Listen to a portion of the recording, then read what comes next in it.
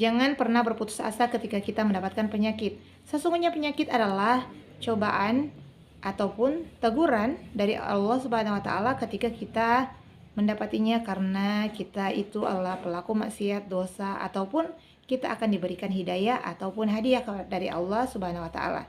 Jadi untuk teman-teman sekalian yang memiliki penyakit non medis, jangan berkecil hati, kita akan berbagi pengalaman, berbagi kisah. Ini dia. Mari kita simak sampai habis. Hai, assalamualaikum warahmatullahi wabarakatuh. Salam pejuang keajaiban. Hari ini aku akan berbagi kisah keajaiban aku selama aku mendapatkan penyakit non medis dan amalan apa saja yang aku lakukan. Alhamdulillah sampai hari ini aku masih diberikan kesehatan oleh Allah, umur yang panjang, dan selalu merasa bahagia dan merasa tenang dalam menghadapi peristiwa-peristiwa yang menegangkan, yaitu penyakit-penyakit non medis.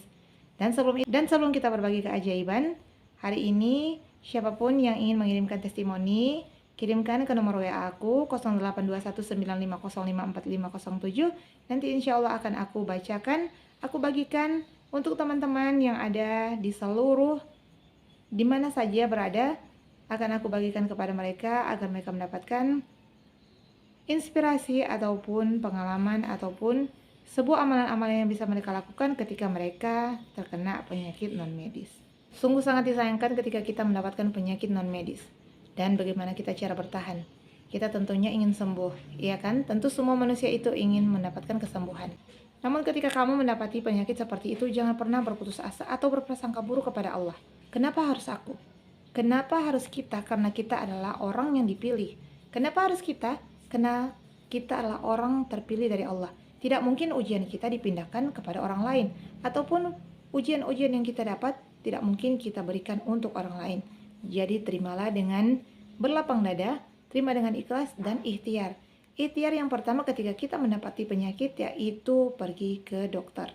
Setelah itu ketika kita selesai pergi ke dokter, itu tidak ada divonis seperti tidak ada penyakit atau tidak ada gangguan, maka segeralah mencari pengobatan lain seperti mengurut. Biasanya itu ketika syaraf-syaraf itu terjepit, maka perasaan kita malah makin tidak enak. Jadi kebanyakan orang yang sakit itu karena saraf-saraf mereka itu tidak berjalan dengan sempurna. Jadi kita pergi ke tukang pijit atau tukang urut.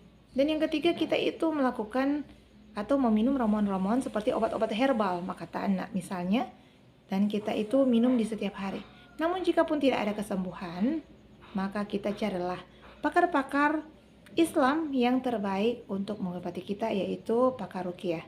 Atau kita bisa melakukan ruqyah mandiri di rumah dengan cara mengambil air di dalam gelas dan kita bacakan surat Al-Fatihah sekali, qul huwallahu ahad 3 kali, qul a'udzu birabbil falaq sekali, qul a'udzu birabbin nas sekali, ayatul kursi sekali, 2 Al-Baqarah ayat terakhir dari mulai lillahi fis samawati sampai selesai. Tiupkan ke dalam air, dan sebelum air itu kita bacakan, kita taruhlah garam sedikit di dalam air, dan setelah kita bacakan, kita tiupkan dan kita minum, kita cuci muka dan kita pakai untuk mandi. Itu cara ruqyah mandiri di rumah. Namun jika tidak selesai juga, penyakit masih ada, maka kita itu wajib untuk mencari seorang yang bisa menolong kita, yaitu pakar ruqyah.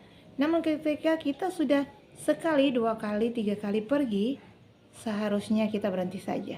Karena bukan kita berputus asa, di sini kita itu tidak bisa terus menyandarkan diri kepada manusia, kepada makhluk Allah. Kita bersandar kepada Allah dengan cara-cara mempraktekkan semua ilmu-ilmu yang bisa menangkal semua penyakit-penyakit non medis seperti sihir, santet, teluh, tenun, ain, jin, dan hasad. Dan ketika aku mendapatkan penyakit ini beberapa tahun lamanya, aku terus berusaha, alhamdulillah, dan usaha itu membuahkan hasil.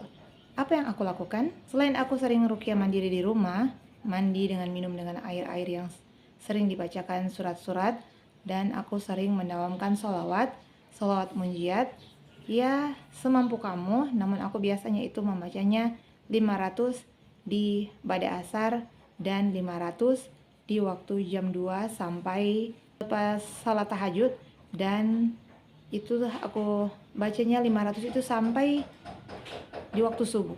Jadi ketika kamu mendapati penyakit non medis, berjuanglah semampumu. Dan jangan lupa amalan yang satu ini. Amalan apakah ini? Yaitu zikir pagi dan petang. Ketika kita mengamalkan zikir pagi dan petang, kita istiqomahkan di waktu selepas subuh dan di waktu asar, insya Allah kita akan mendapatkan pertolongan dari Allah. Karena seseorang pengamal zikir pagi dan petang, insya Allah dia akan mendapatkan benteng demi benteng di setiap hari, sehingga badannya itu terasa kebal dari segala sesuatu bentuk kejahatan. Ketika ada yang ingin menzolimi, maka semua pantulan itu akan memantul ke arah si penembak atau si pelaku zolim. Dan zikir pagi petang yang paling pendek yaitu satu surat Al-Fatihah, yang kedua surat Al-Ikhlas 3 kali, Al-Alaq 1 kali, An-Nas 1 kali, dan Ayatul Kursi 1 kali. Namun aku sering mengamalkan yang panjang. Jika kamu penasaran, bisa kamu lihat di Google atau di YouTube. Di sana ada zikir pagi petang al-maksurat. Di situ aku mengamalkan zikir itu alhamdulillah sudah setahun, dan rasanya memang masih ada sering kali ada seperti yang datang untuk menyerang di tengah malam, namun alhamdulillah segala itu bisa Allah bantu dan Allah lindungi berkah dengan zikir pagi petang yang aku amalkan. Jika teman-teman masih pemula, maka bacalah zikir pagi petang yang satu ini. Bismillahirrahmanirrahim. Surat Al-Fatihah, Qul huwallahu ahad 3 kali, Qul a'udzu birabbil falaq 3 kali, Qul a'udzu birabbin nas 3 kali, Ayatul Kursi 3 kali, dan 2 surat Al-Baqarah mulai dari lillahi ma fis samawati wa ma fil ard, wa in tubdu ma fi anfusikum aw tukhfuhu bihullah fayaghfiru liman yasha' yu'adzibu man yasha' wallahu ala kulli syai'in qadir. Amana rasulu bima unzila min rabbi wal mu'minun qulun amanna billahi wa malaikati wa kutubi wa rusuli la nufariqu baina ahadi min rusuli wa qalu sami'na wa ata'na ghufranaka rabbana wa ilaikal masir. La yukallifullahu nafsan illa wus'aha laha ma kasabat wa ma iktasabat. Rabbana la tu'akhidna in nasina aw akhtana. Rabbana tamil alaina isran kama hamalta 'alal ladzina min qablina. Rabbana wa la tuhammilna ma la taqata lana bihi wa'fu 'anna waghfir lana warhamna. Wa'fu 'anna waghfir lana warhamna. Wa'fu 'anna waghfir lana warhamna. Anta maulana fansurna 'alal qaumil kafirin. Dan dilanjutkan dengan auzubi kalimatillahi tammati min syarri ma khalaq 3 kali. Bismillahirrahmanirrahim ma'asmi syai'in fil ardi wal fis samai wa wasamil alim 3 kali. Dan itu billahi rabban wa bil islami dina wa bil muhammadin sallallahu alaihi wasallam nabiyan ya hayyu ya qayyum bi rahmatika astagis subhanallahi wa bihamdi adada khalqi wa ridha nafsi wa zinata arsy wa midada kalimati 3 kali. Allahumma inna a'udzubika minal hammi wal hazan wa a'udzubika minal azli wal kasal wa a'udzubika minal zubni wal bukhli wa a'udzubika minal qalabati daini wa qari rizal 3 kali. Yang terakhir adalah la ilaha illallah wahdahu la syarikalah lahul mulku wa lahul hamdu yuhyi wa yumiitu wa huwa ala kulli syai'in qadir sebanyak 100 kali. Insyaallah siapapun pengamal zikir pagi petang yang ditutup dengan la ilaha illallah wahdahu la syarikalah lahul mulku wa lahul hamdu yuhyi wa yumiitu wa ala kulli syai'in qadir 100 kali di setiap pagi dan petang, insyaallah setiap kali ada yang berusaha menzalimimu, maka panah itu akan berbalik menyerang si pelaku. Itulah rahasianya kenapa sampai saat ini aku masih dalam posisi alhamdulillah diberikan Allah kenikmatan kesehatan. Dan satu hal lagi, ketika kamu tuh dizalimi, jangan cari siapa pelakunya. Kamu sibuk berobat ke sana kemari untuk mengetahui siapa pelakunya dan kamu ingin membalasnya. Stop, jangan lakukan itu. Karena sesungguhnya ketika kamu mencari seseorang untuk menyembuhkan kamu dan kamu tidak bersandar kepada Allah, meskipun tim pakar ruqyah sekalipun, kamu tidak akan pernah merasakan kesembuhan yang nyata. Ketika kamu melewati semua penyakit seperti ini, maka berusahalah untuk meruqyah dirimu sendiri, berusaha meminta petunjuk dari Allah di setiap hari, amalkan zikir pagi dan petang. Dan yang satu hal ini, jangan pernah tinggalkan sholat 5 waktu, sholat duha, sholat hajat, sholat tahajud, itu qiyamul lail. Jangan pernah kamu tinggalkan, apalagi sholat yang satu ini. Sholat apakah itu? Yaitu sholat taubat. Lakukan sholat taubat, rutinitas setiap hari. Di setiap hari kamu kerjakan itu selama 1 jam 1 kali sholat taubat, yaitu 2 rakaat. Jadi ketika kamu itu merasa sangat-sangat terpuruk dengan keadaan kamu itu sakit, laksanakan sholat taubat. Jika tidak mampu berdiri, maka duduklah. Jika tidak mampu duduk, maka berbaring. Jangan pernah tinggalkan sholat taubat. Usahakan minimal di setiap hari kamu laksanakan itu 2 rakaat.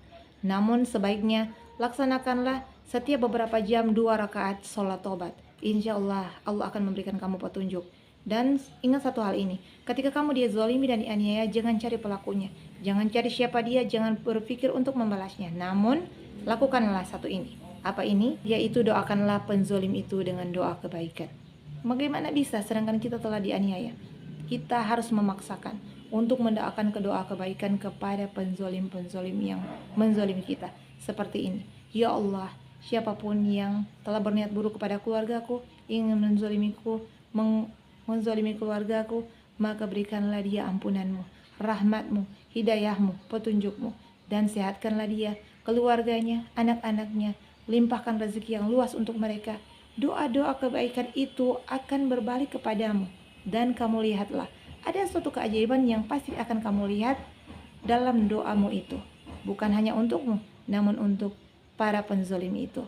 Aku pernah membuktikannya dan aku tidak bisa bagikan di sini.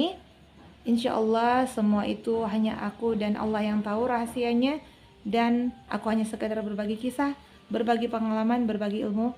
Pada siapa teman-teman pejuang keajaiban penyakit non medis di luar sana, jangan pernah berputus asa karena kita memang dipilih oleh Allah untuk menjalankan takdir Allah, yaitu dengan kiriman-kiriman penyakit-penyakit non medis. Dan lakukanlah beberapa amalan. Yang pertama adalah sholat taubat sebanyak-banyak mungkin. Yang kedua, jangan pernah tinggalkan sholat 5 waktu dan sholat-sholat sunnah yang lainnya. Yang ketiga, jangan pernah meninggalkan sholawat. Yang keempat, perbanyaklah istighfar di sepertiga malam terakhir. Yang kelima, tetaplah berpikiran positif, husnuzon kepada Allah, bahwa kita memang hamba yang dipilih oleh Allah untuk menjalankan takdir ini. Dan yang keenam, kita harus melaksanakan atau mengamalkan zikir pagi petang. Jangan pernah putus, karena seseorang pengamal zikir pagi petang dengan ditutup dengan la ilaha illallah, di belakangnya insya Allah badannya itu akan selalu diperkuat seperti besi yang menutup, dan ketika ada yang menyerang pasti akan kembali pada pelaku-pelakunya. Dan yang ketujuh adalah maafkan, doakan orang lain, karena kita butuh dimaafkan oleh Allah. Karena segala sesuatu yang terjadi kepada kita adalah dosa kita sendiri, dan kita butuh ampunan dari Allah, sehingga Allah akan mengampuni kita lewat jalan kita memaafkan dan memuliakan orang yang sudah menzalimi kita. Itulah tips dari aku, silakan dipraktekkan untuk para pejuang-pejuang non medis. Semangat, insya Allah kamu bisa, karena kita adalah makhluk Allah yang Allah ingin kita bahagia. Wassalamualaikum warahmatullahi wabarakatuh.